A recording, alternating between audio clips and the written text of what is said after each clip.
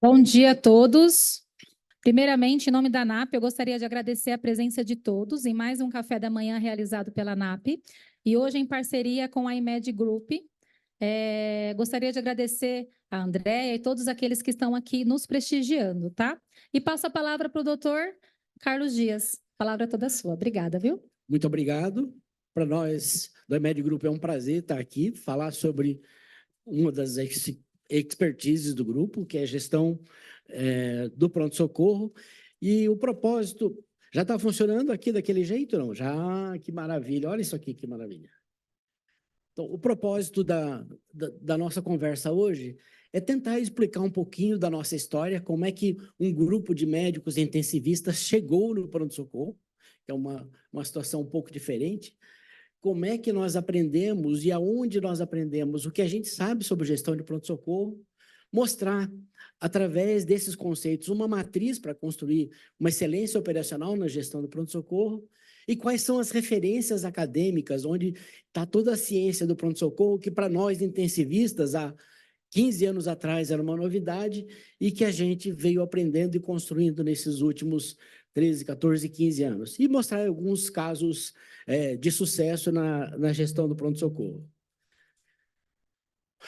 Até 2011, o nosso grupo estava especializado em fazer gestão de medicina intensiva, de cardiologia, de grupos que faziam testes gráficos em cardiologia, até que houve uma oportunidade de a gente fazer a gestão de um pronto-socorro. E essa gestão do pronto-socorro saiu até como um desafio. É muito comum que o intensivista chegue para o gestor do hospital e fale, olha, não está dando, o tempo porta-médico está muito grande, olha, não, chegou na UTI uma sepsis que não foi diagnosticada. Então, tem uma série de barreiras na relação do intensivista com o emergencista que, às vezes, criam algum estresse dentro do hospital. Aí, em 2011, a gente estava fazendo gestão de uma UTI e o gestor do hospital falou assim, vocês falam tanto do pronto-socorro? A minha proposta é a seguinte, desce no pronto-socorro e faz a gestão vocês para ver se vocês conseguem melhorar. Com esse desafio, a gente estava acostumado na terapia intensiva, é muito mais fácil, os processos são controlados, a medicina intensiva tem protocolos bem organizados, e quando a gente desceu para o pronto-socorro, a gente viu que havia um gap entre o grau de estrutura de processo que a gente tinha na UTI e no pronto-socorro. E a gente começou a perseguir ao longo das melhores experiências do mundo, onde é que a gente poderia ter os conceitos para fazer uma gestão do pronto-socorro baseado em ciência, baseado em evidência. E aqui eu tenho um comentário para fazer inicialmente. Quando a Sociedade Americana de Terapia Intensiva foi criada, a SCCM, era 1970. A AMIB, a Sociedade Brasileira de Terapia Intensiva, foi criada em 1980. O gap entre a SCCM e a AMIB é de 10 anos. E na ciência médica, a gente funciona como vasos comunicantes. As informações vão se difundindo rapidamente na medida em que as sociedades se organizam, se distribuem. A Sociedade Americana de Emergência, American College of Emergency Physicians, foi criada em 1968, 2 anos antes da SCCM. E a nossa Sociedade de Emergência no Brasil foi criada em 2008, 40 anos de gap. Nós temos 40 anos de diferença de envolvimento na discussão da organização do pronto-socorro e das emergências. Então, a gente percebeu, em 2011, que o volume de informações que estavam disponíveis não estavam aplicadas aqui no Brasil. Então, a gente, em 2011, participamos de um workshop da American College of Emergency Physicians e do IHI, só sobre pronto-socorro. Em 2012, a gente fez um workshop só para gestores de pronto-socorro, lá em Washington. Lá estávamos em 4 brasileiros. Estava eu, Dr. Rui Boivilacqua, Dr. Rodrigo Gavina e a doutora Flávia Camargo, do Einstein. E a partir daí, esses workshops foram repetidos aqui no Brasil para a gente disseminar a ciência do pronto-socorro, no sentido da gente agilizar os conhecimentos que a gente tinha no pronto-socorro. E vamos falar do que aconteceu nos últimos 13, 14 anos. Hoje, nós fazemos gestão de 32 escalas de PS, 26 adultos, 6 infantis. São 104 mil horas mês na escala de maio, do último mês de maio de 2024. E a gente faz, em 2023, a gente fez 125 mil consultas mês, um total de 1.500.000 pacientes atendidos nos nossos pronto-socorros. E o que é relevante, que é quando você vai estudar pronto-socorro nos Estados Unidos, os números são muito menores que o nosso. Por quê? Na emergência do pronto-socorro americana, o sistema de triagem de referência e contra-referência aumenta o número de emergências e urgências e tem um número menor de atendimentos de conveniência ou de baixa complexidade. No Brasil, ao contrário, a gente tem um volume altíssimo de baixa complexidade e um volume menor de emergência, que a gente chama de concierge medicine, que os americanos chamam de concierge medicine. Então, com essas diferenças, o que a gente procurou como lições acadêmicas e que a gente aprendeu lá para a gente fazer gestão adequada do pronto-socorro? O que é a cultura Lean? Quais são os métodos de triagem, as suas segmentações? O que é a teoria das restrições, no sentido de você administrar o gargalo que muda durante o dia, durante a semana, durante a primavera, durante o verão, durante o ano?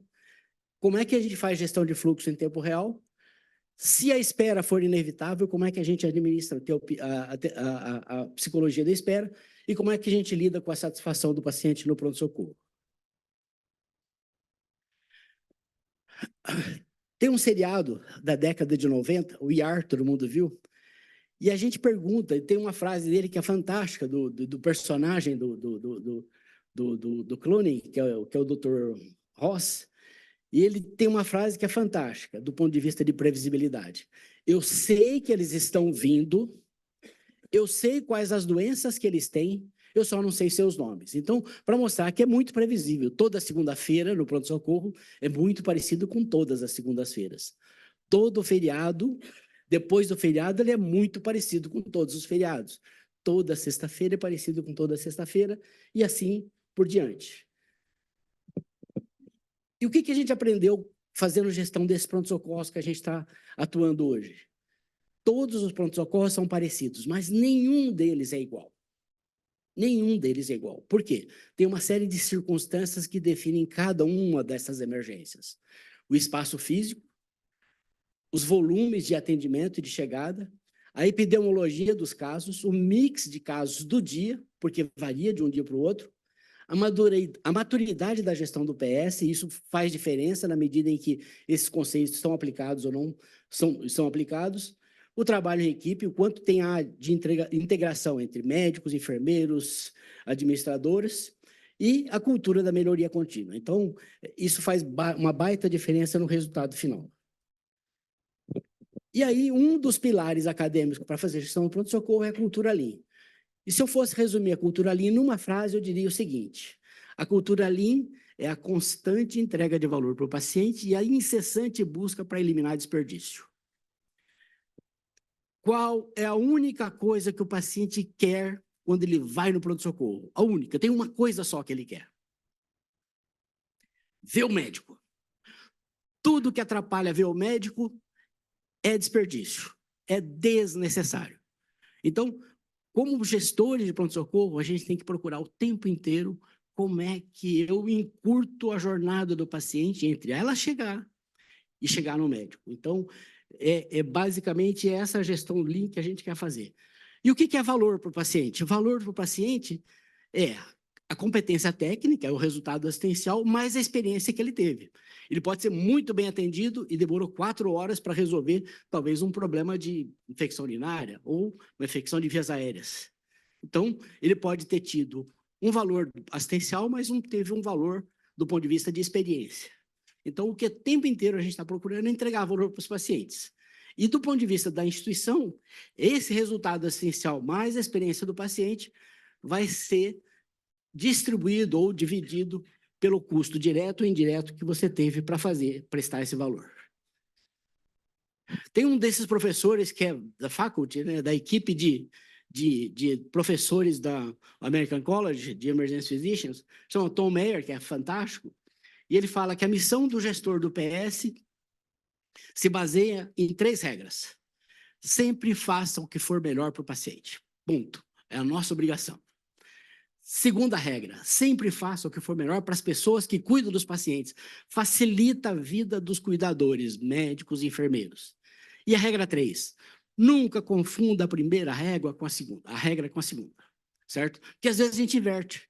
dá uma série de privilégios para a equipe e esquece que, antes de tudo, tem um paciente para cuidar.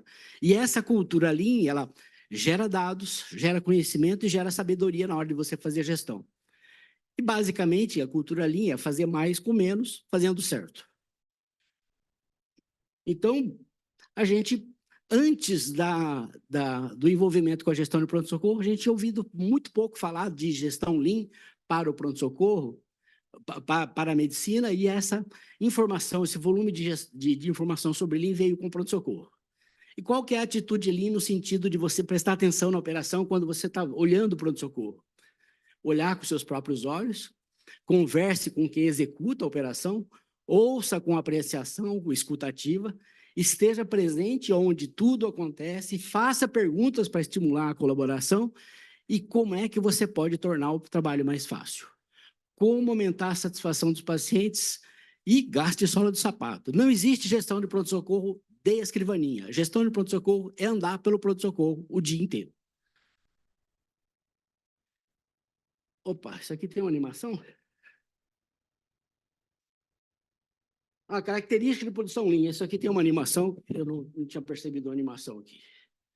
Fluxo puxado pelo paciente. O paciente, quando põe a ficha, ele está fazendo gestão Lean. A ideia é criar o máximo de valor do paciente, eliminar desperdícios. Isso aqui. Eliminar desperdício no pronto-socorro, eliminar a espera. Fazer certo desde o começo. Melhoria contínua, que é toda semana pensar o que deu certo, o que deu errado, o que a gente pode melhorar, onde é que a gente pode fazer essa reflexão. Quem faz, pensa, reflete melhor, a equipe tem que participar do processo de melhoria contínua e a gestão tem que ser visual. Essas questões precisam ser mostradas e compartilhadas com a equipe, senão não faz nenhum sentido esse tipo de melhoria. Um exemplo, o paciente procura o pronto-socorro com uma dor torácica. Ele não veio fazer triagem, ele não veio fazer ficha, ele não veio ficar esperando o médico. Então, a única coisa que ele quer é ser atendido. Então, parece elementar, mas nem sempre isso funciona. E a teoria da cultura Lean mostra que a gente tem 7 desperdícios clássicos dentro do processo de entrega de trabalho. Tem vários deles, mas o mais importante, eu vou passar aqui a animação. Opa. Você tem déficit de horas na escala, você tem excesso de horas na escala, é um defeito, esperar para ver a medicação, excesso de pacientes voltar com menos na queixa, que é um conceito de defeito, ter que ver a imagem no local, em vez de você ter a imagem disponível no prontuário. E o mais importante de tudo, que é o 8º desperdício, é não aproveitar as sugestões e as ideias que o pessoal da operação tem para fazer a melhoria do processo. E quais são as ferramentas ali para você fazer a melhoria do pronto-socorro? Primeiro, mapeamento de fluxo do valor. Segundo, ajuste da capacidade de demanda. Tem um nome em japonês, mas isso não importa. O diagrama de espaguete, para você medir os fluxos e deslocamentos do paciente do pronto-socorro. Para resolver problemas, eu tenho 3 ferramentas, 5 porquês, A3 e C3, e também gestão visual. Não vou entrar em detalhes, porque essa discussão não é sobre Lean, mas é muito importante a gente aprender Lean para poder fazer gestão de pronto-socorro.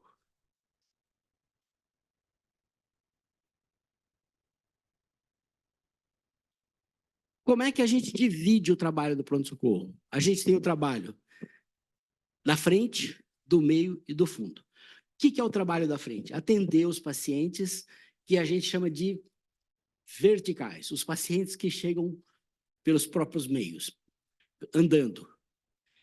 Como é que a gente faz o trabalho do pronto-socorro? Esses pacientes, essas chegadas, a hora que ele tira a senha, ele puxa o trabalho que vai ser colocado no pronto-socorro. A partir daí, você vai fazer triagem, ficha e tudo mais. Quando você põe o paciente para fazer investigação no pronto-socorro, ele fica no meio. Ele está dependendo de exame, de imagem, de laboratório, e esse trabalho aqui é um trabalho de tomada de decisão. Se o paciente vai ficar ou se o paciente vai embora para casa com tratamento. Esse é o trabalho do meio.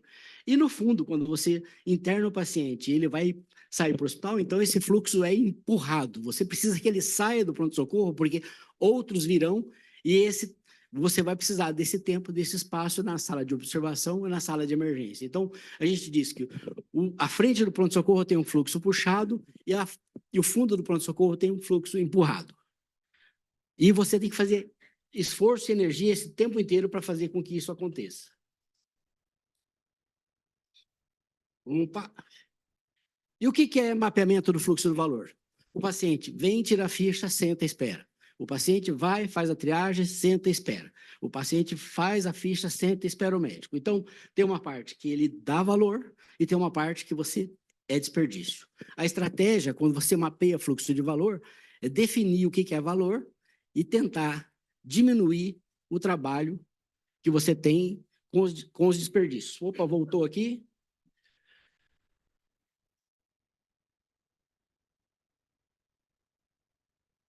E aí o ideal dele é que ele tivesse só serviço. Você passa para mim, que eu acho que aqui está dando pronto. Tudo bem? Então, e quais são essas ferramentas Lean, então? Então, você mede a entrega de valor e esse é o papel do mapeamento de fluxo de valor. Próximo. O que é a capacidade de demanda? Você sabe que vão chegar a partir das 10 horas até as 22 horas, ou no tempo em que você tem mais pacientes que médicos, 10 doentes por hora. Ou você sabe que vão chegar 20 doentes por hora. Você sabe que vão chegar 30 pacientes por hora. Cada pronto-socorro tem um histórico de chegadas. E você tem que planejar a equipe, que é a capacidade de atender, adaptado a essa demanda que vai chegar. E essa demanda é identificada pelo histórico prévio desse pronto-socorro, dessa comunidade, desse sítio de assistência. Próximo. E aí você tem variações durante o dia. Você sabe que das 10 ou das 9, dependendo do pronto-socorro, às 22, os pacientes vão chegar mais do que a capacidade que você tem e você tem que administrar.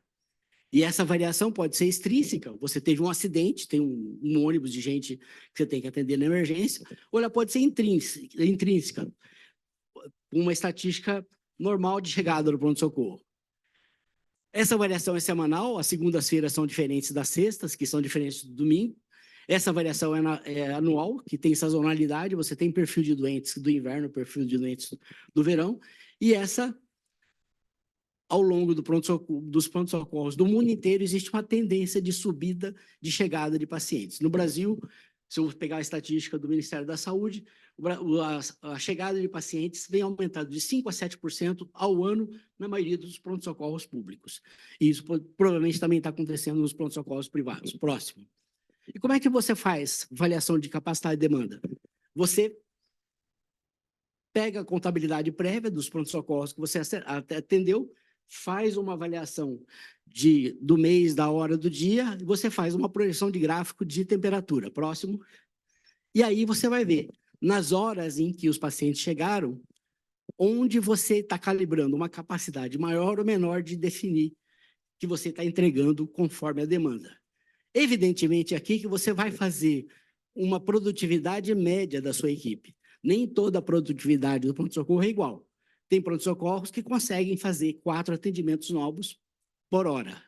Tem pronto-socorros que fazem 3,5. Tem pronto-socorros que fazem 3. E aí você tem que, com a maturidade que você tem de lidar com a equipe, como é que você calibra esse gráfico de temperatura? Próximo. Aí você tem uma estratégia de cálculos, que você vai fazer a divisão. Próximo. Você tem que saber o número de reavaliações que você produz ao longo do dia. Tem pronto-socorros que fazem uma avaliação na faixa de 50%, tem pronto-socorros que têm avaliação na faixa de 30% a 35%, e você define isso ao histórico de maturidade da equipe que está atendendo, e isso vai gerar um volume de reavaliações. Próximo. O resultado disso vai ser uma matriz onde você sabe quais são as horas que você vai ter que botar mais horas médicas para poder dar conta do trabalho. Próximo. E o resultado, então, vai ser um acoplamento da capacidade de demanda conforme as chegadas do pronto-socorro. Próximo. E aí, você tem, por exemplo, aqui uma escala que está desajustada, você tem oferta de capacidade desproporcional a horas aqui, e depois você faz um ajuste de capacidade de demanda.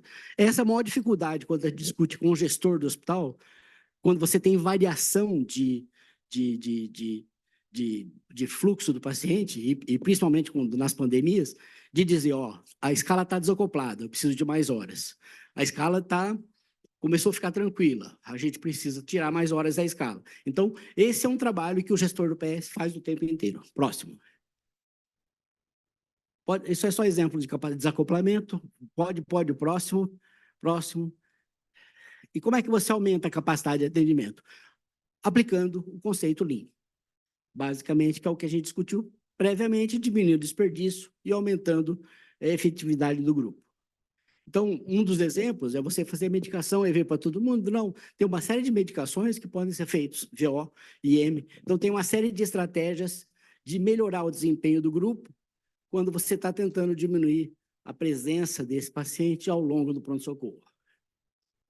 Outra estratégia é o diagrama de espaguete. Você tem que pegar a jornada do paciente e repetir no pronto-socorro o tempo inteiro. Aqui ele vai tirar a senha, aqui ele vai fazer a triagem, aqui ele vai fazer a ficha, aqui ele vai para o médico, aqui ele vai para o raio-x. Você tem que economizar movimento e deslocamento do paciente no pronto-socorro e você faz isso com essa estratégia do gráfico de espaguete. Próximo. Pode passar mais um. Tem uma animação aqui. E aqui, um fluxo errado, com idas e vindas, e aqui um fluxo corrigido com o gráfico de espaguete. Próximo. Outra coisa é o trabalho padronizado. O que faz o médico da porta? 80% das vezes ele está cuidando de 20 patologias. Se você não tem protocolo para as patologias mais frequentes, você tem uma variabilidade imensa de condutas. Desde a utilização de recursos de raio-x, exame, até o tempo que ele fica presente dentro do pronto-socorro. Então, é fundamental o trabalho padronizado, principalmente para as doenças mais prevalentes do pronto-socorro. Próximo. Exemplos de trabalho padronizado: treinamento do acolhimento, a triagem, protocolos clínicos assistenciais, criar bundles para fazer as prescrições e as orientações, e protocolos administrativos com indicadores para você fazer essas métricas. Próximo. Outra forma de fazer, isso aqui está manuscrito ainda, que foi no começo, que é um C3, né? Que é uma estratégia de você resolver o problema rápido. Qual é a data que aconteceu, qual é o problema, qual foi a causa, qual foi a contramedida proposta, qual foi a solução final e como é que você deu baixa no problema que aconteceu. No dia tal, por exemplo, houve uma falha de aparecer raio-x no sistema. Qual era o problema? Aí você leva para a TI, você cria uma estratégia de resolver o problema. Próximo. Outra estratégia de resolver o problema, que são um pouco mais sofisticados, é o A3, que é uma ferramenta Lean. Não é uma discussão sobre Lean, mas a gente precisa saber como é que isso é implementado para resolver problemas. Próximo.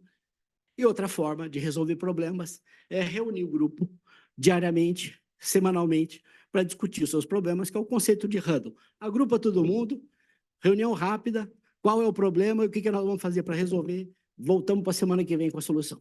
Próximo. Como é que a gente faz gestão do fluxo do pronto-socorro? A gente chama de system thinking ou sistema inteligente. Eu preciso saber a informação. O pronto-socorro é dinâmico. O gargalo do pronto-socorro, ele varia de hora a hora. Tem hora que estava previsto de chegar a 15 pacientes e eu tenho 5 médicos atendendo para tocar 3 por hora. Ele tem capacidade de chegar até 4, mas se chegar a 30 pacientes, o dobro, eu preciso de uma contramedida. Mas não tem ninguém na emergência, eu vou trazer os 2 médicos da emergência para ajudar a tocar a porta. Então, o tempo inteiro eu tenho que produzir informações, e a gente faz isso nos nossos pronto-socorros, de hora em hora. Eu sei quantas pessoas chegaram, quantas pessoas estão na triagem, quantas pessoas estão na produção das fichas, quantos médicos estão atendendo, quantos médicos estão na reaval, qual o tamanho da fila do raio-x, qual o tamanho da fila do laboratório, porque senão eu não faço gestão em tempo real. É obrigatório que a gente gere informação para fazer gestão em tempo real. Próximo. Triagem. Por que a gente tria? Por quê? Quando os pacientes chegam no pronto-socorro, eu preciso saber quem pode esperar e quem não pode esperar. Só uma questão de tempo, que você me avisa quando faltar 10 minutos, tá? Esse é o motivo da triagem. E a triagem é um sistema de segmentação de fluxo, é uma forma de você definir como as pessoas vão se caminhar para os recursos que você montou da estrutura do pronto-socorro. Próximo. Tem que ser fácil, tem que ser rápido, tem que ser reprodutível. A gente tem 4 escalas de triagem usadas hoje no mundo, 2 que são internacionais ou que estão mais usadas. A escala canadense e australiana são restritas aos seus países. No Brasil, a escala de Manchester chegou em 2008, lá em Minas Gerais, na Secretaria de Saúde, e o SI, pelo que eu me lembro, a gente começou a usar em 2011, naquele nosso primeiro projeto de hospital lá. E qual que é o protocolo de Manchester? Ele classifica o paciente em 5 níveis: atendimento imediato, atendimento em 10 minutos, 60 minutos, 120, 240. Próximo. A maioria dos hospitais hoje que tem triagem usa ainda o Manchester. Só que é o Manchester modificado. Próximo. Não, volta, esse. Qual é o problema que eu vejo no Manchester?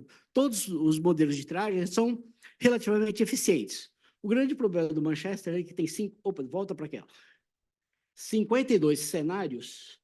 Ele tem 52 cenários que tem 5 níveis para ser classificados. Então, eu tenho 210 cenários para ensinar e educar a enfermeira triadora. É relativamente complexo. Por isso que a gente gosta do ESI. Próximo. E nesse cenário, vou falar do Manchester, nesse cenário, o paciente com baixa gravidade, ele pode esperar até 240 minutos. Se imagina uma mulher jovem, infecção urinária, disúria, polaciúria, e aí você vai deixá-la 4 horas esperando para fazer urina 1 e receitar um antibiótico. Está certo tecnicamente, mas como cliente, talvez não seja o jeito mais certo de lidar. Próximo. São esses cenários que dá Manchester. Pode passar. Então, o Manchester tem essa divisão em 5 níveis de gravidade. Próximo. Eu quero falar do ESI. Em 2011, a gente trouxe o ESI dos Estados Unidos para o Brasil, que a gente considera também eficiente do ponto de vista de capacidade de designação de gravidade, mas ele é muito mais simples. Ele divide os pacientes em horizontais e verticais. Horizontais, quem vem carregado, quem vem de ambulância, quem vem de cadeira de roda. Precisa de atendimento imediato, vai para a sala de emergência. Os pacientes, SI2, que têm risco eminente do ponto de vista de gravidade. Por exemplo, uma suspeita de sepsis, uma suspeita de infarto, uma suspeita de AVC. Esse paciente também vai ser atendido, ou na sala de emergência ou na sala de observação. As outras 3 classificações do SI, 3, 4 e 5, eles não têm diferença de gravidade, eles têm diferença em taxa de utilização de recurso. Vai precisar de 2 recursos para fazer diagnóstico, 1 recurso ou nenhum recurso. Por isso que ele é mais simples de ensinar, ele se aplica em todas as idades, inclusive infantil e obstetrícia, e do ponto de vista de assertividade, ele é parecido com o Manchester, maioria das vezes 65%, 70%, que é a estatística mundial. Próximo. Então, com esse ISI, você definindo pacientes horizontais, pacientes verticais, você tem uma facilidade maior de distribuir a atenção dos recursos que você tem no pronto-socorro. Próximo. Aí tem os 4 cenários, onde você tem a atuação do SI. O primeiro cenário da cena 1, onde você precisa fazer a ressuscitação e o paciente tem risco de vida. O segundo cenário dos protocolos. Próximo. Dor intensa, e protocolos clínicos. Se você tem alteração de sinais vitais, esse paciente que era SI3 volta para o cenário de SI2. Próximo, quando os sinais vitais estão moderados. E o cenário C, onde você tem uma divisão dos pacientes só pela taxa de utilização de recursos. Próximo. O que é recurso para o SI? Exame laboratorial, exame de investigação gráfica, medicação EV, consulta com especialista e procedimento simples. Próximo. Não são recursos. Anamnese, exame físico, point of care, imunização, medicação oral, qualquer imobilização. Próximo. Tem uma animação aqui, pode passar o SI, então. A utilização de recursos são distribuídas entre essas classificações. Próximo.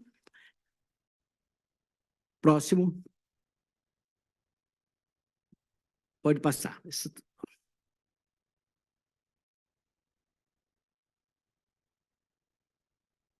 Pronto, mais um. Então, do ponto de vista de resumo, para que serve a triagem? Para saber quem pode esperar. E é uma forma de fazer segmentação do doente e definir prioridade. E a comparação entre eles mostra que, do ponto de vista de efetividade, eles são parecidos e do ponto de vista de assertividade, eles também são parecidos. Todos têm uma conformidade na faixa de 65%, 70%. Próximo. Bom, planejei o pronto-socorro, fiz adequação de capacidade e demanda, eu fiz gestão Lean, e aí eu preciso entender como é que o paciente anda ao longo do pronto-socorro. E eu preciso daí de um recurso acadêmico, que é a teoria das filas. Talvez não haja melhor exemplo do lugar que mais tem fila no mundo do que a Disney. E com tanta fila, no final do dia, a hora que você... Quem já teve a oportunidade de sair lá da Disney, a hora que você vê a cara das pessoas, elas estão todas felizes e alegres. E eu falei, cambada de gente, no pronto-socorro eles ficam totalmente irritados. Qual que é a diferença? A diferença é a experiência que eles tiveram. Tem fila, tem brinquedo na Disney que a fila é de 3 horas. E está lotada, as pessoas ficam. Qual é a diferença? É a experiência e o valor que ele dá para aquele serviço. Qual que é a teoria das filas? É a ciência que combina os recursos fixos e uma demanda não controlada e imprevisível. Você tem um recurso fixo e a demanda não é previsível, formou fila. E onde é que forma a fila? Forma a fila no supermercado, forma a fila no aeroporto, forma a fila para atender o telefone. A origem nasceu da telefonia, a teoria das filas, porque no começo o contato dos telefones era discado e as ligações iam ficando na fila para ser atendido pela telefonista. E a partir daí nasceram os conceitos de teoria das filas. Próximo. Tem vários lugares onde a gente aplica a teoria das filas, certo? Na saúde é uma delas, mas basicamente qual é o conceito? Você tem uma demanda, você tem um servidor que oferece um serviço. Este serviço tem um ciclo de oferta de serviço, que vai demorar 5 minutos, 10 minutos, 15 minutos, e esse servidor tem uma capacidade. Toda vez, na teoria das filas, que a capacidade de um servidor bate entre 80% e 85%, e você tem alguma variação na demanda de serviço, você cria uma fila, cria um gargalo. Então, por isso que a gente diz que o hospital, quando está ocupado 85%, é 100%. Porque se ele ocupar 100%, você não tira os pacientes do fundo do PS, você não libera vaga para o centro cirúrgico, você não consegue deslocar os pacientes da UTI. Então, nenhum servidor foi feito para ser ocupado 100%. Todo servidor, do ponto de vista de ocupação ideal, deve estar na faixa de 85%, porque senão não há fluxo. Próximo. Então, você tem que fazer ajuste no servidor, considerando o tempo necessário para você prestar o serviço. Próximo. O fluxo, teoricamente, deveria ser contínuo, o tempo inteiro, sem gargalos e sem filas. Próximo. E aí você tem vários modelos de servidores. Quando você vai no McDonald's, você tem o caixa que serve você. Então, é um servidor serial, você está numa fila só. Como tinha um monte de gente que queria pegar só o sorvetinho, o que eles fizeram com a servidor do caixa? Botaram o sorvetinho separado. Porque eu quero só pegar o sorvetinho e ir embora. E eu não quero entrar na fila do sanduíche, da Coca-Cola, da batatinha. Então, a hora que você vai prestar um serviço, você tem que calibrar qual é a experiência do paciente. Se eu quero pegar um sorvetinho, é coisa de minutinho, eu não quero ficar na fila. A brincadeira que eu faço também é a fila do restaurante japonês. Quando você quer passar, tá morrendo de fome, quer pegar um temakizinho só, aí você tem aquela fila de um monte de barca de sushi, sashimi. Aí o que os restaurantes japoneses fizeram? A fila só do temaki. Aí você vai lá no temaki e sai com ele andando na mão, comendo no meio da mão. Então, quando você vai oferecer um serviço, você tem que olhar pela capacidade de oferta de serviço do servidor. Um supermercado ele tem uma série de caixas, então é um servidor que está em paralelo. E no hospital, como é que funciona? Próximo. Você tem um servidor abertura de ficha, servidor triagem, avaliação médica, um outro servidor, medicação. Como é que isso fica visualmente? Próximo.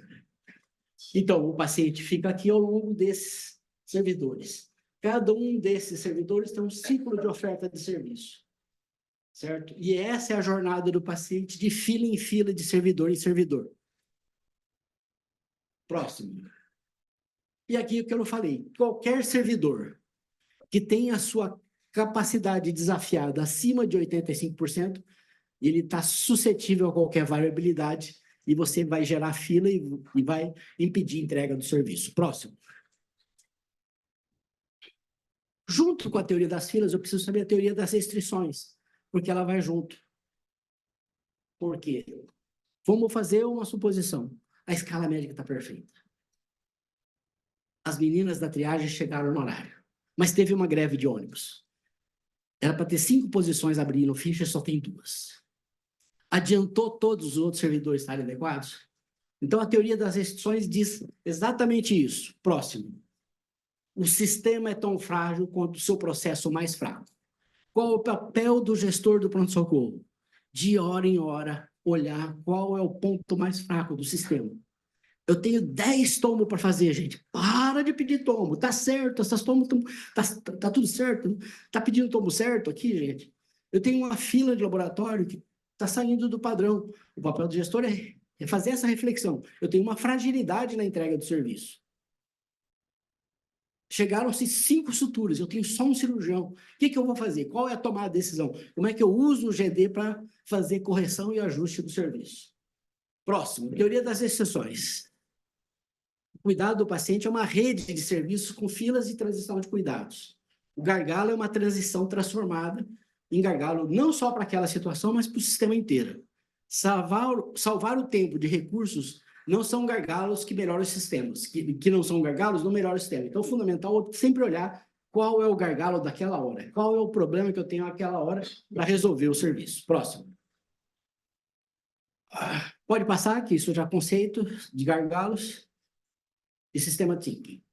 Variação de oferta de serviço. No ambulatório tende a ser mais estável, no PS, com um volume de chegada adequado, ele é estável. Nas pandemias, quando o volume de demanda é muito alto, você tem um sistema que a gente chama de caótico, porque você não conseguiu colocar nada disso que você sabe em prática e você tem que criar situações alternativas. Isso aqui são as variações que eu já mostrei, que são diárias, mensais e sazonais. E aqui a variação semanal. Toda segunda-feira é igual toda segunda-feira, toda terça é igual a terça. Eu preciso olhar, eu preciso ter um banco de dados, eu tenho que ter uma estrutura de dados que me permita fazer projeções e previsões a respeito do que vai acontecer nas próximas semanas. Próximo. A solução para a variação é você, primeiro, se antecipar e, segundo, você ter algum grau de adaptabilidade para as variações que inevitavelmente vão acontecer. Próximo. Aí você tem as variações que você pode fazer adaptadas. Se você, naquele dia, teve um acesso de pacientes mais idosos e mais doentes, você vai ter um desempenho diferente do pronto-socorro. Se você teve mais SI2 do que o normal, você vai ter um diferente desempenho no pronto-socorro. Se você teve um aporte muito maior de SI4, também esses fenômenos precisam ser reconhecidos e administrados em tempo real. Próximo. Novamente, o conceito de sistema inteligente. Você precisa monitorar de hora em hora o que acontece com o seu pronto-socorro, senão você não faz intervenção e você fica passivo à resolução dos problemas. Próximo. Outro exemplo de sistema inteligente, tem vários, eu tirei os hospitais, evidentemente. E aí, o papel do gestor, ficar procurando gargalo o dia inteiro. Esse é o papel do gestor de pronto-socorro. Não existe coordenador de pronto-socorro longe da operação. Essa é a nossa missão, procurar onde é que está o gargalo e onde eu resolvo o problema. Próximo. Para fazer isso, eu preciso de gente. E aí eu preciso ter uma estratégia de gestão de pessoas. É o que a gente faz dentro dos processos que a gente estabelece. Dentro do sistema de gestão, eu preciso de competência das pessoas e a formação de gente com o propósito vinculado à entrega do serviço. Próximo. O Pete Sturger também é um emergencista da década de 90, da época do Tom Mayer também, e ele escreveu um livro sobre competências dos médicos do pronto-socorro. E ele definiu que tem 2 tipos de membros da equipe. Ao longo da experiência, vocês vão conhecer isso aqui. O tipo A, classificação dele. Não, volta. Desculpa. Aumentou. Volta para o tipo A. Ampliou aqui sem querer. E tipo A. É uma pessoa positiva, proativa, confiável, competente, comunicativa, faz o que precisa, tem senso de humor, faz o trabalho andar e é acessível. Perfeito. Eu queria que 100% dos membros da minha equipe fosse desse jeito. Mas a gente não consegue o tempo inteiro trabalhar com gente assim. E a gente tem que, eventualmente, identificar um perfil negativo, reativo, confuso, comunica mal, preguiçoso, atrasado, reclamante, incendiário e snob. Existe essa gente? Qual é a meta do gestor? Tentar 100% do tipo A e excluir totalmente o tipo B. Mas, às vezes, o paciente, o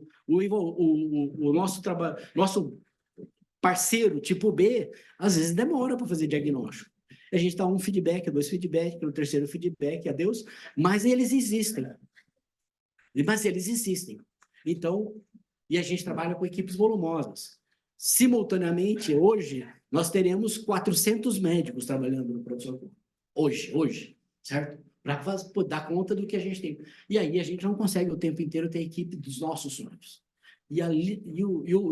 O papel do gestor é minimizar o efeito da presença das pessoas que não têm o desempenho que a gente gostaria e criar processos para que a gente escolha só as pessoas de menor desempenho. Próximo. Quais são as competências comportamentais que a gente avalia nas pessoas que vêm trabalhar no pronto público? Foca no cliente aí é paciente. O paciente, quanto mais vertical ele é cliente, quanto mais oriental ele é paciente. Quanto mais doente, ele é menos cliente. Quanto ele é mais vertical e menos doente, ele é mais cliente. Então, os médicos precisam entender isso, senão ele não vai entregar um serviço adequado.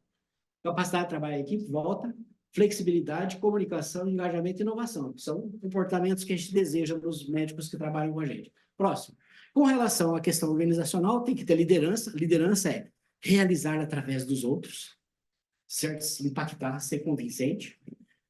Ter capacidade de negociação, ter visão do negócio e ter visão sistêmica. Próximo.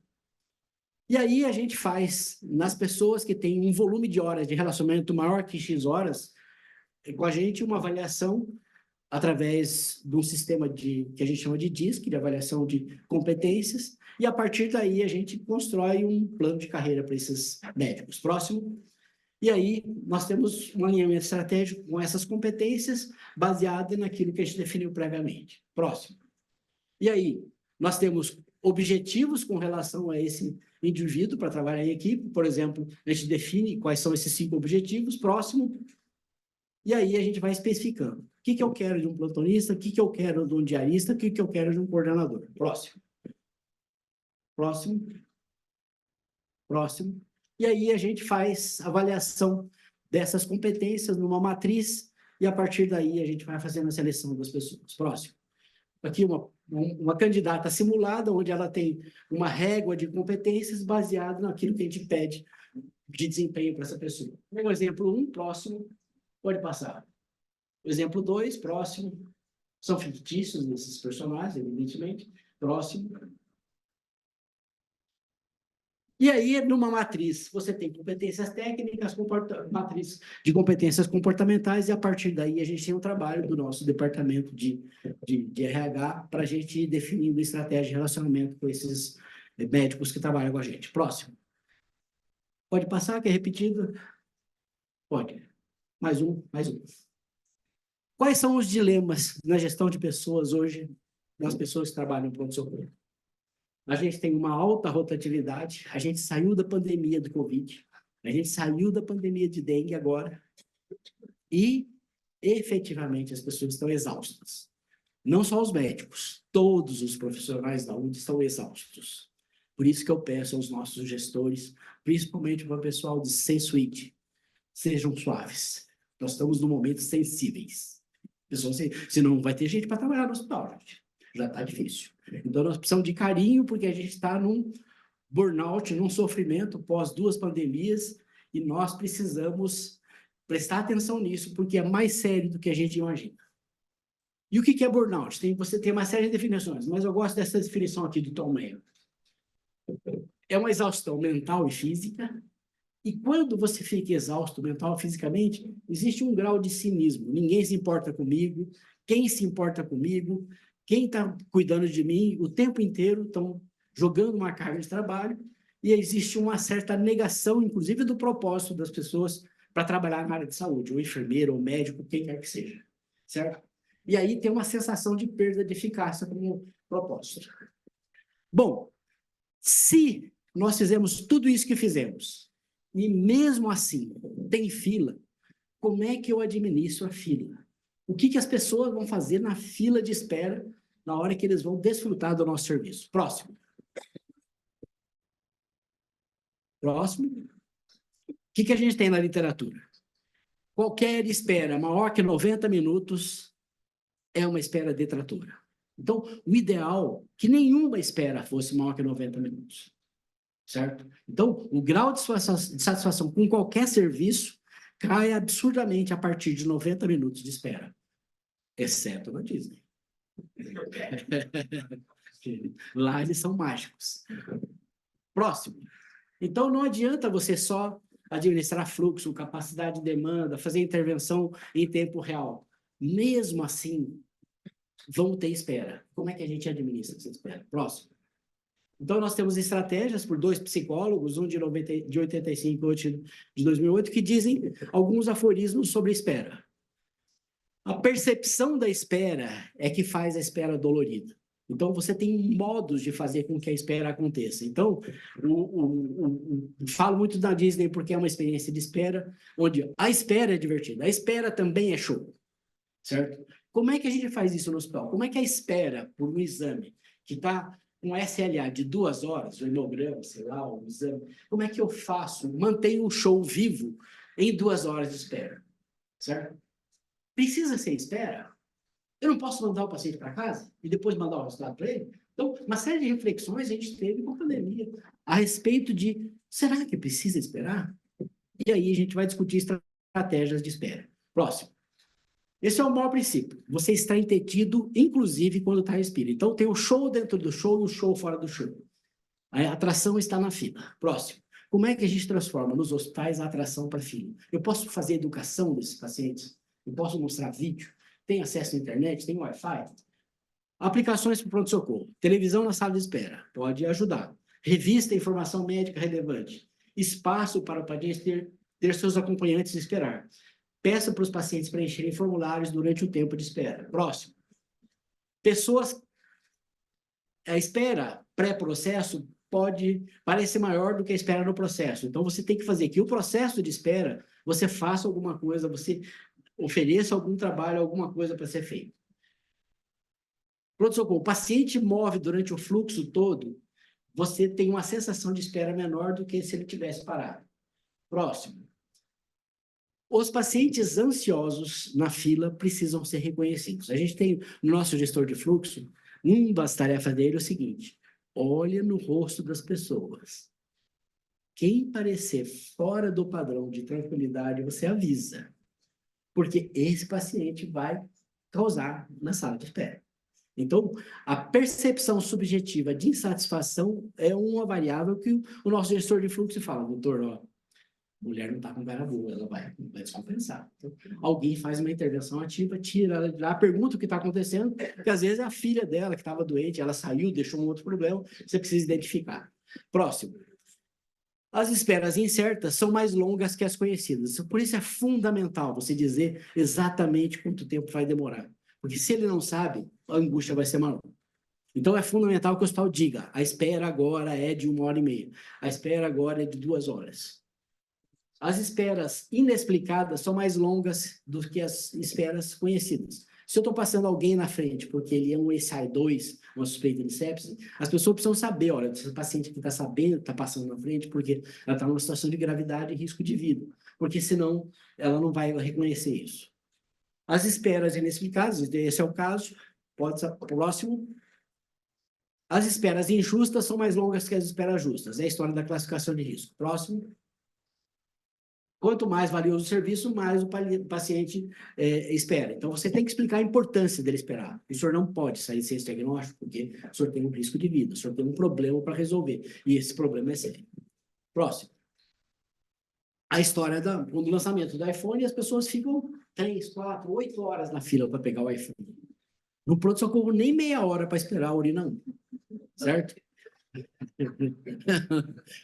Vocês fizeram um show de rock do YouTube?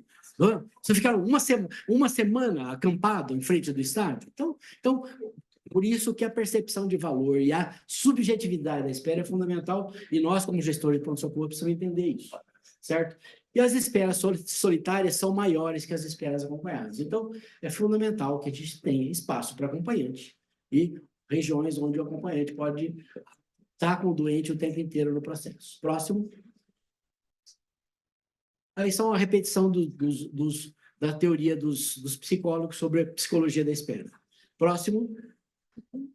Quais são as fontes de variação? Então, eu já repeti, desempenho da equipe, alteração de recurso planejado, quebrou átomo, doutor. E aí, só tem uma? Então, tem outra, dá para usar da outra ala? Não, vou ter que avisar para os pacientes que vai demorar. Então, tudo isso é coisa de interferência do dia do ponto de vista de desempenho. Quais são as estratégias que a gente usa para superlotação? Primeira, telereavaliação. A gente usou muito na pandemia. Se você não tem risco, esse paciente está estável, e ele depende de um raio-x, de um número 1, você fala, o senhor pode ir para casa? E a gente vai ligar para o senhor e marcar quando o exame estiver pronto. E eu vou passar para você o resultado da urina 1 e a conduta, a receita vai pelo software de prescrição, e se houver demanda, eu chamo o senhor de volta. E os pacientes vão para casa. Funcionou super bem. Funcionou para 15% a 20% dos pacientes do pronto-socorro na telereavaliação. Foi fundamental para diminuir o estresse na espera da pandemia. Outro, redicionamento. A gente, em alguns hospitais, a gente falou assim, é dengue, o volume é muito grande, a gente está com o pronto-socorro superlotado, a equipe de infectologia tinha infectologista disponível, abriu o ambulatório de infectologia, triava para dengue lá na frente, a gente mandava tudo para o ambulatório de infecto, e os infectologistas ficaram felizes porque atenderam um monte de dengue. Então, a gente redirecionou, criou um outro braço para atender a demanda desse paciente. Outro, segmentação. A gente tinha um fluxo muito grande de paciente, pronto-socorro, sala lotada. E a gente tinha espaço disponível no hospital. Criamos a segmentação do fluxo 60 a mais. Todo paciente acima de 60 anos, ele tinha o privilégio de ser atendido numa outra ala, com outra estrutura, com outro médico, com outra enfermagem. Isso propiciou ele ser atendido. E a espera programada. Quando as esperas eram muito maior que 2 horas, 3 horas, eventualmente falava, olha, o senhor vai esperar 3 horas. O senhor pode ir para casa, faz o que o senhor tem que fazer, 15 minutos antes da hora do senhor ser atendido, o senhor volta. Que é o Fast Pass da Disney, a gente fazia isso. Então, tem várias estratégias que podem diminuir esse tempo de espera. Próximo. Avaliação, gestão de tempo real, já falei sobre gestão inteligente. Próximo. E a satisfação do cliente. Tudo isso a gente faz porque a gente quer o cliente satisfeito. E como é que a gente mede a satisfação do cliente? Tem várias estratégias, a gente usa, classicamente usa o NPS, certo? E o que a gente procura no NPS? Próximo.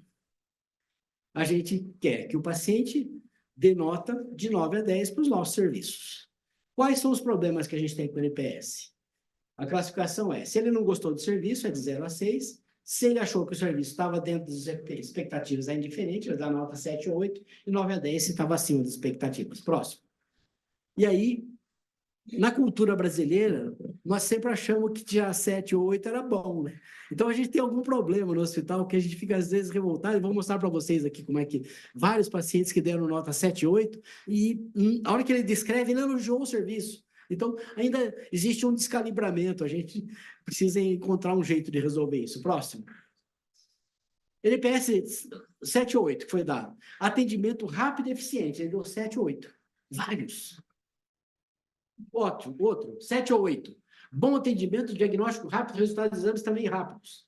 O paciente deu 7 ou 8. Outro, 7 ou 8. Próximo.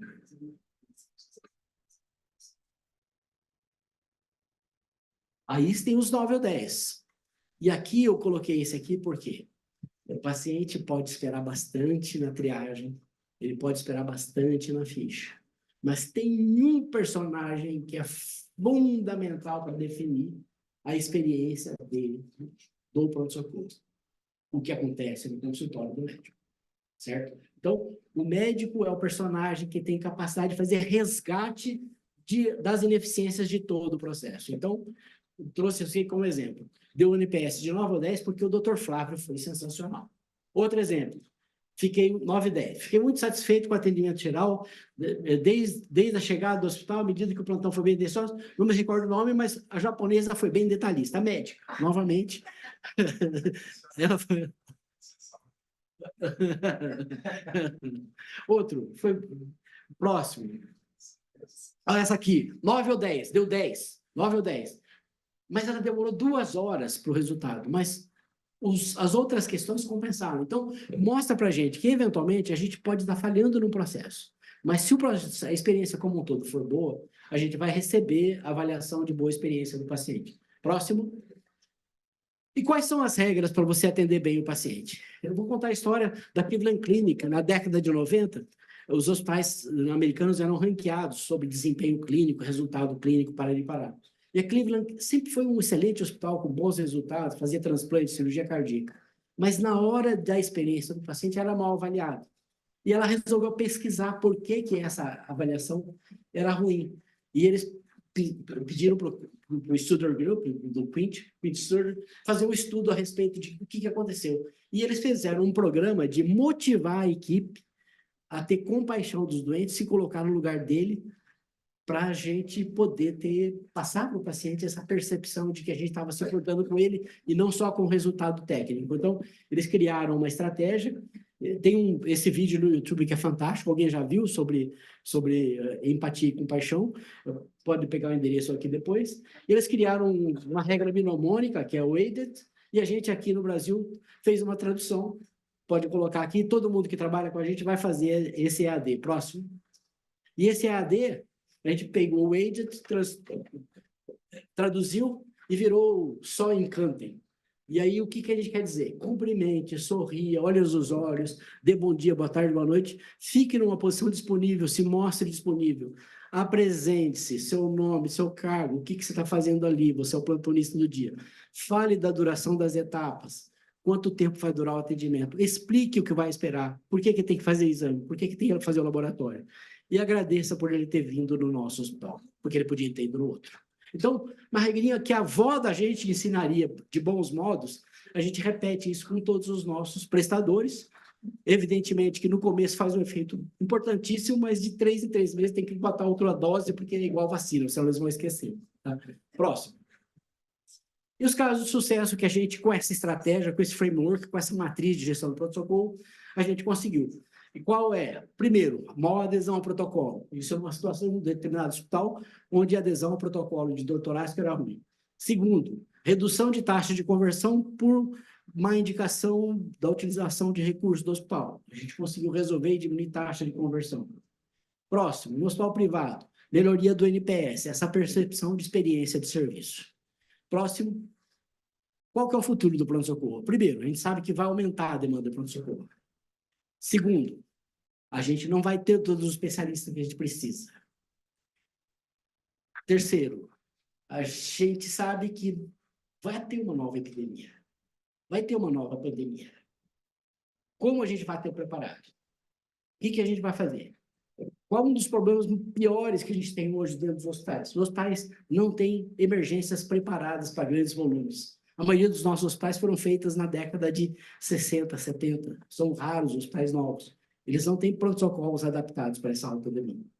Qual vai ser o futuro? Os americanos usam um diminuidor de estresse para os médicos, que está regulamentado lá, que são os scribes. O médico não escreve mais no prontuário, ele valida alguém para escrever no prontuário, que é especialista. Lá o prontuário eletrônico dele, a maior parte dos hospitais tem um prontuário que chama EPIC. Se eu falar EPIC, os médicos americanos tremem, igual a gente treme aqui com os nossos aqui. Você pode fazer teletriagem. Se eu estou indo para o hospital, vai demorar meia hora no táxi, no carro, eu não posso fazer essa triagem online?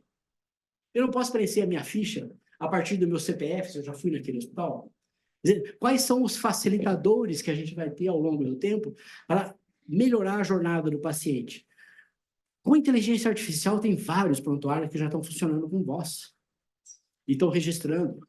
Aí a gente vai precisar mais ter o prontuário eletrônico. Hein? A gente pode publicar o tempo de espera para dizer para os pacientes onde é que ele pode ir, onde é que ele não pode ir, onde o tempo vai ser menor.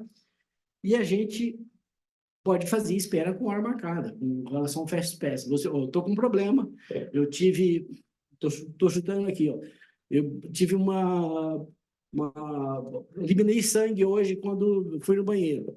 Estou bem, estou estável, o que eu preciso fazer? Eu ligo, alguém vai fazer essa triagem, fala, o senhor esteja aqui no pronto-socorro, só pode ir 1 hora, 2 horas, será que eu consigo fazer isso? Será que esse serviço consegue chegar nesse nível? E a gente tem um problema sério, que é a escassez de profissionais treinados para trabalhar no pronto-socorro, tanto no fundo, como no meio, como na frente, na porta, e que a gente, ao longo do tempo, precisa resolver isso. Próximo. Isso que eu fiz aqui foi um workshop que a gente faz de gestão, aí pelo menos 2 ou 3 vezes ao ano. A gente resumiu aqui 800 slides em 100, para a gente poder fazer essa conversa. E a ideia aqui é, pelo menos, dar uma pincelada de como é que a gente usa esse framework para fazer gestão no pronto-socorro e ajudar as pessoas que já estão no pronto-socorro, que não conhecem as ferramentas, que têm demanda para utilizar essas ferramentas e estimular que elas, pelo menos, trilhem a carreira que a gente já fez aí ao longo desses 13, 14 anos. A próxima edição vai ser em outubro. E tudo isso que eu falei está escrito na literatura. Esses são os livros mais importantes, né? O Hardwired in Flow, do Tom Mayer, do Kirk Jensen, são fantásticos. O George Crane e o Nu são fantásticos emergencistas que estudaram tudo isso que eu falei aqui de maneira profunda, e vocês podem, através dessa literatura, mergulhar mais nesses conceitos. Próximo. É isso que eu tinha para falar. Muito obrigado.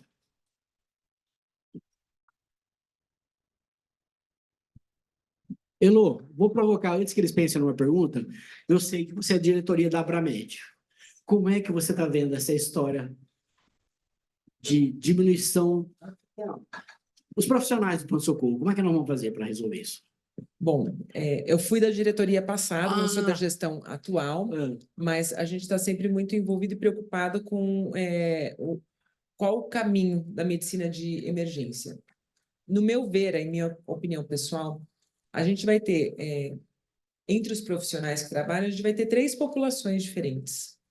As pessoas que são os emergencistas formados, que vieram para ficar, e a gente tem um número expressivo de aumento das residências médicas, então a gente vai conseguir ter médicos mais capacitados.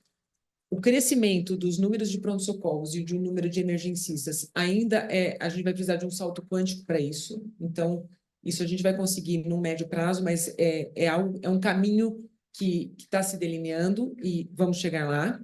Então, hoje a gente tem, pelo DataSUS, números do DataSUS, 14 mil pontos de pronto-socorros no Brasil, entre serviços pré-hospitalares, pronto-atendimentos e hospitais. São 14 mil pontos. E a gente tem cerca de 1.000 emergencistas. Ah, tá fácil. Então, a gente vai chegar lá, mas tem um caminho. Não vai.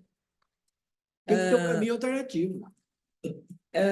A gente tem as pessoas que gostam de trabalhar no pronto-socorro, mas a medicina de emergência não é sua carreira, são pessoas que precisam ser treinadas e orientadas. E a gente vai ter os recém-formados que vão passar rapidamente pelo pronto-socorro.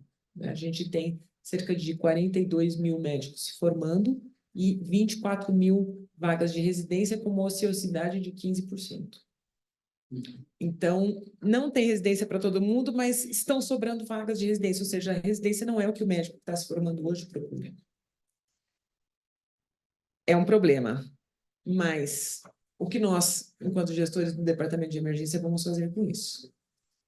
E, obviamente, eu também puxo a sardinha para o meu lado, que no meu entendimento, a boa gestão e lidar com a educação, né? Fazer a ferramenta Lean de trabalho padronizado, ensinar essas pessoas como atende, e o gestor tem um papel fundamental, porque o gestor também é um educador. Beleza. Pensamos em alguma pergunta? Alguma pergunta?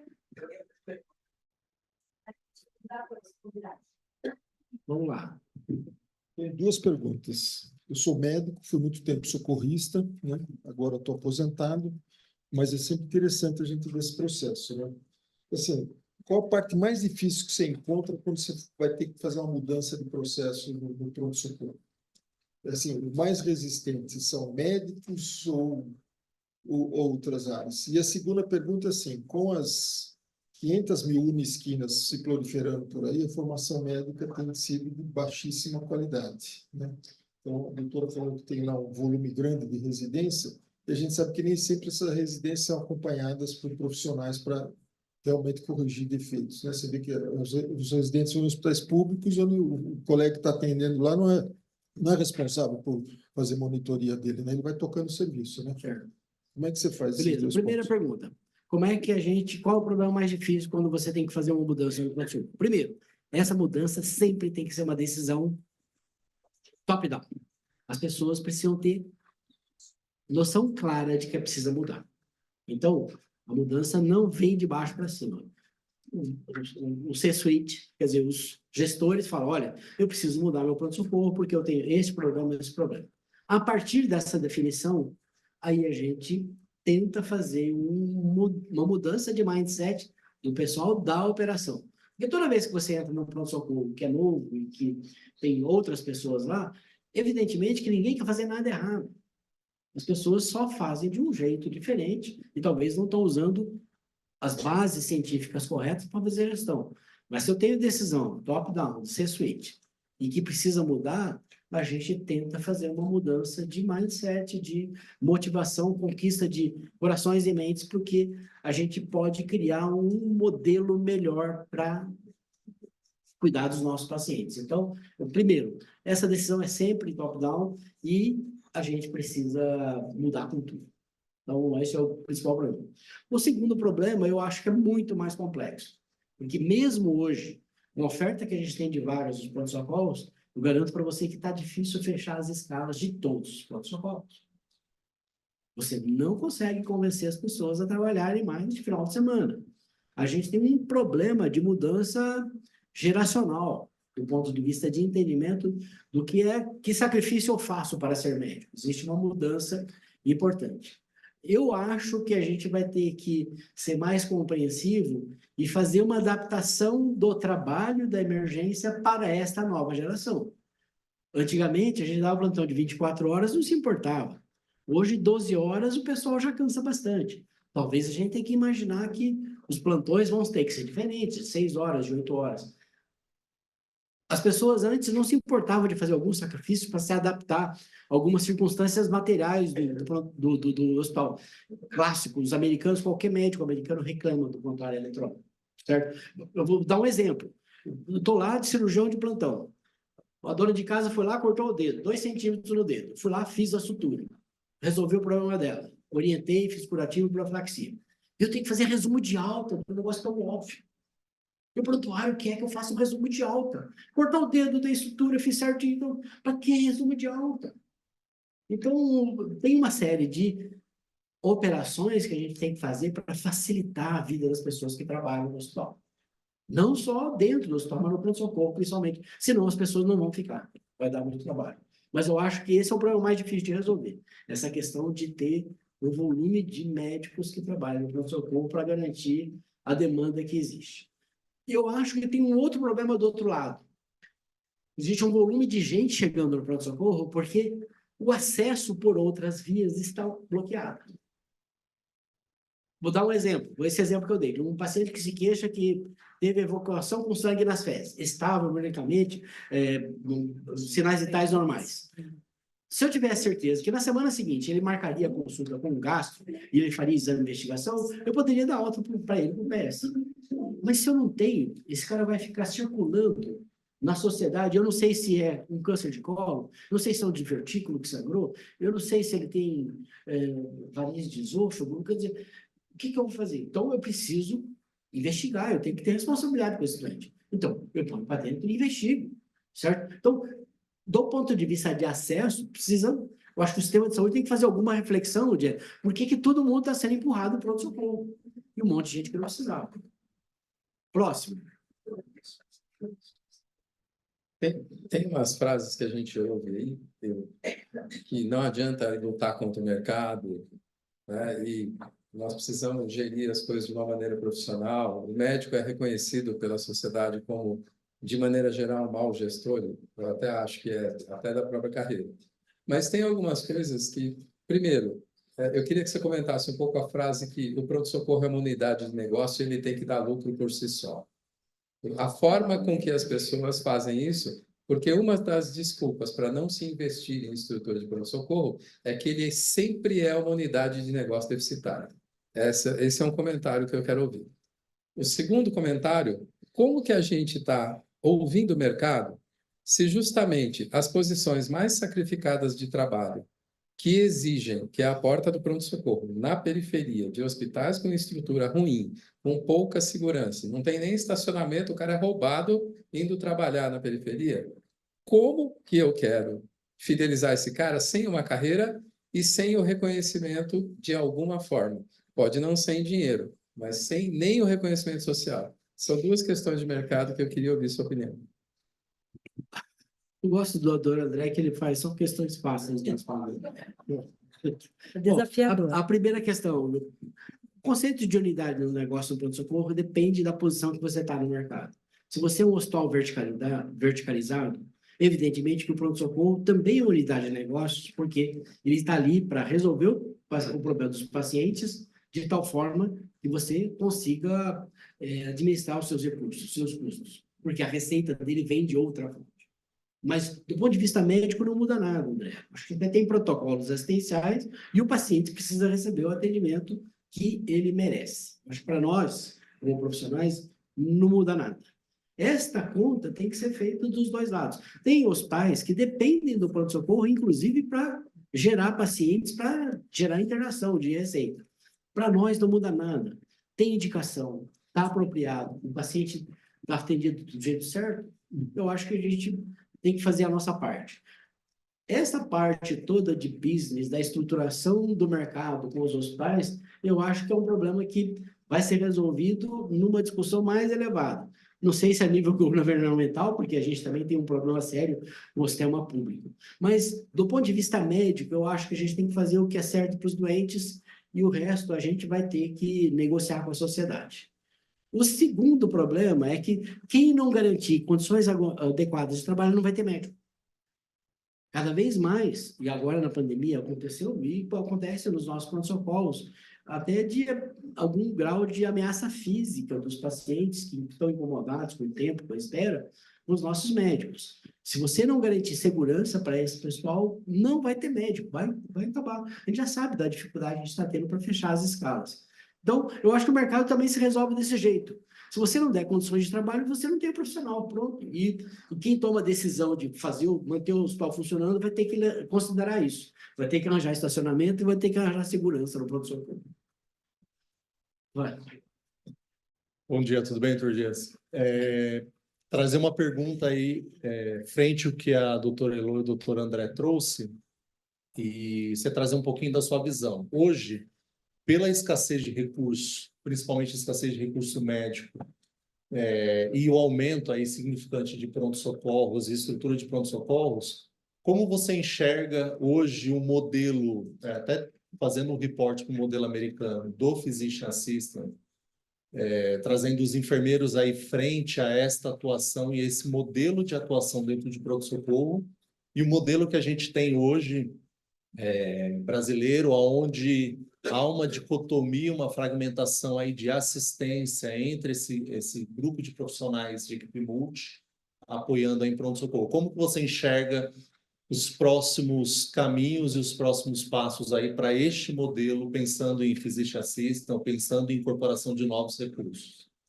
Considerando a situação anterior, principalmente de oferta de trabalho médico, a gente vai seguir, eu acho, que o modelo americano. A gente vai incorporar mais profissionais para fazer parte do que a gente faz hoje, de trabalho na assistência, com os enfermeiros, com os fisioterapeutas, que o modelo americano faz. Então, vou dar o exemplo dos scribes, vários, inúmeros, centenas de pronto-socorros americanos. Quem faz a anotação no prontuário são os scribes. É um profissional que faz documentação médica.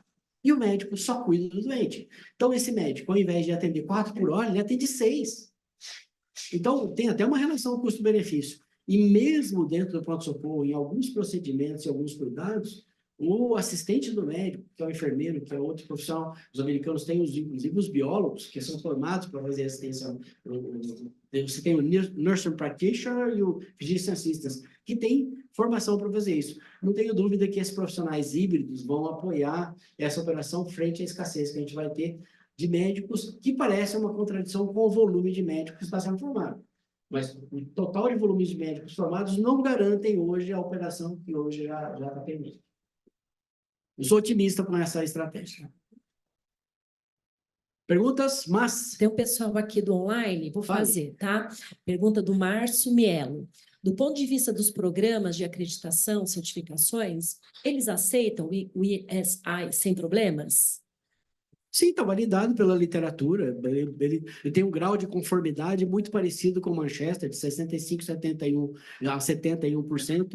E qual que é o principal problema? É o treinamento da equipe que faz a SAI. É um modelo totalmente consagrado. 85% dos hospitais americanos, dos seus pronto-socorros, usam a SAI.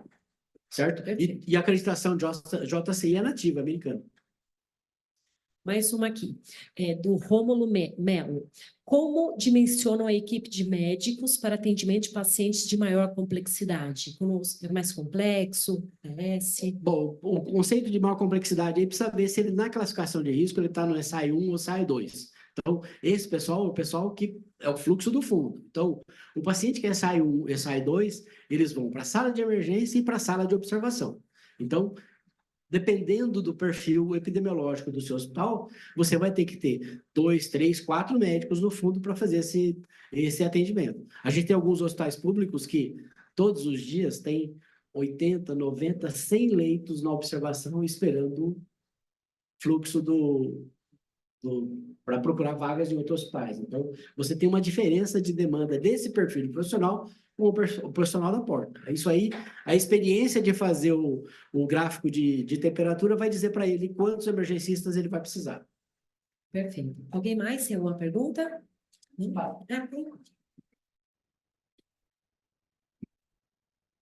Eu estou excelente palestra. Qual seria a classificação dentro desse SI para um paciente com suspeita de meningite? Depende da condição clínica, porque ele pode ter vindo já com sepsis ou ele veio uma cefaleia investigando. Principalmente criança que tem uma suspeita, que tenha todos os sinais, que pode ser precisar de isolamento, alguma coisa assim. Qual a classificação dentro do seu critério? Se ele não tem risco de vida iminente, não tem ciência respiratória, não tem hipotensão, não tem nenhum sinal que mostra que ele vai morrer nos próximos minutos, ele já não é SAI-1. Se ele está dentro do protocolo de sepsis, ele é SAI-2. Se ele não está dentro do protocolo de sepsis e não é SAI-1, ele vai precisar de alguns recursos para chegar na conclusão que ele tem meningite. Ele vai precisar de líquor, vai precisar de hemograma, eventualmente algum exame de imagem. Então, ele vai entrar no conceito de SAI-3. Tá? Obrigada. Então, do ponto de vista de morte iminente, ele não está dentro dessa situação, mas ele vai precisar de mais de 2 recursos para poder fazer diagnóstico. Temos mais um. Doutor, bom dia. Bom dia. Eu concordo totalmente com a frase, como você disse ali, que sabemos quem são, como são, só não sabe os nomes. Isso aí. PSGO, às vezes, é uma coisa que interfere muito, assim, principalmente com o hospital geral que tenha PS infantil, ortopédico e tal. Como o senhor vê essa questão de gestão de recursos frente à característica da obstetrícia? Porque você tem aquela coisa tipo... Peraí, deixa eu olhar. Não, volta aqui mais um pouquinho, dá uma caminhada aí, gestante, volta, vamos reavaliar. Isso me leva a outra pergunta, obviamente não só na GO, o tempo de permanência. Tudo que a gente viu agora aqui é muito legal, muito importante e fundamental, que está dizendo ao principal ponto, que é o acesso ao médico, que é a grande dor do paciente. Mas a gente tem agora um outro problema. Ele está lá dentro, foi atendido. Gestão do tempo de permanência de um paciente dentro da emergência. Como é que o senhor vê isso? Que a gente, às vezes, designa muito profissional para fazer a porta andar, para a porta correr. E agora ele está lá dentro comigo. E a decisão que eu tenho que tomar. Eu já vivenciei cenários onde o paciente ficou 12 horas, já vivenciei cenários que o paciente ficou 1 hora, já vi cenários que dá 17 horas, dá um circo-tico no médico, e ele diz, eu não posso passar vergonha com o meu colega da noite, com esse monte de caso parado. E ele começa a dar uma alta desenfreada das 17 até as 19 horas, e a enfermagem loucamente sai arrancando acesso. Como o senhor vê essa gestão de quem está dentro? Naquele gráfico de gestão em tempo real, a gente tem alguns indicadores. Teoricamente, hoje a maioria dos pronto-socorros define o tempo máximo para a tomada de decisão de 3 a 4 horas. Alguns definem 3 ou 4. Em 4 horas, esse paciente precisa estar fora do hospital, ou ele precisa estar internado. Se ele precisa de um tempo de observação maior, a gente usa um recurso que a gente chama de Observation Medicine. Você tem uma unidade especial, a gente tem alguns hospitais que tem uma unidade de cuidados continuados, onde você precisa de ciclos maiores. Mas aí você criticamente avaliou, eu preciso de mais 8 horas para esse paciente. para poder fazer essa avaliação. Mas, tecnicamente, todos os pacientes, em 4 horas, precisam definir destino. Ou ele está internado, ou ele vai de volta para casa, certo? Eventualmente, até no pronto-socorro, se você precisa desse tempo maior de observação, você pode até combinar com o paciente de fazer essa observação e fazer seguimento por telemedicina ou ver o paciente no dia anterior, mas em função do bem-estar do paciente. Mas, tecnicamente, em 4 horas tem que ter definição. No nosso gráfico de acompanhamento em tempo real, com 4 horas ele pinta de vermelho a presença daquele paciente e eu sou obrigado a tomar a decisão. Tá bom? Com relação à GO, a GO basicamente tem 2 emergências, né? Que é a suspeita de morte fetal e um sangramento, certo? Do ponto de vista do atendimento da obstetrícia em si, então, ele tem um ciclo de atendimento específico, mas nessas 2 emergências ele se encaixa perfeitamente no SI, não tem nenhum problema, tá bom? Mas, ok. Bom, antes do senhor se despedir, eu quero agradecer a presença de todos. Muito importante, né? Ter todos aqui. O pessoal do online. Quero que vocês saibam que a aula vai estar no YouTube, no nosso canal. Então, nos sigam lá, por favor. E para suas considerações finais. Agradecer a ANAP pela oportunidade de discutir um tema tão relevante hoje, principalmente por causa do que a gente passou nos últimos 10 anos, certo? E reforçar que a gente faça uma reflexão a respeito de como nós estamos lidando com as nossas equipes e de que a gente está num momento em que a gente precisa pensar em burnout, pensar em quem está cuidando dos nossos pacientes, porque senão a gente vai ter uma diminuição muito grande de profissionais e no momento que a gente ainda tem uma alta demanda dos nossos pronto-socorros. Muito obrigado pela atenção de todos.